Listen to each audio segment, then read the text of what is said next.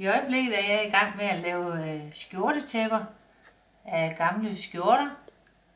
Jeg klipper alle sømmene af skjorterne og får så nogle fine stykker. Her har jeg ryggen, men det kunne også sagtens være ærmet, at jeg bruger og får nogle fine stykker her, for eksempel.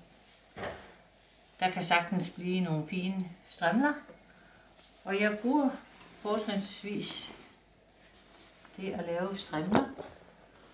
For eksempel her. De er 7,5 cm x 22.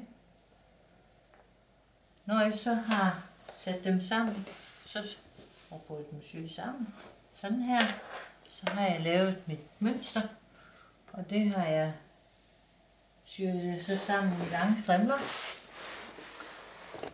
Og det er så meningen, de skal sy sammen her igen, så jeg får en hvid zigzag, og jeg får selvfølgelig også en blå stribet zigzag, når mit tæppe bliver færdigt.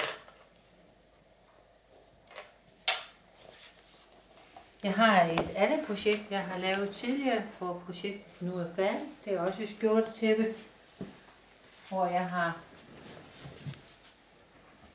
også lavet strimler og brugt skjorteknapperne til at fiksere de to stykker stof sammen, fordi jeg har syet flis på bagsiden og lavet kant på, så mit tæppe bliver helt færdig.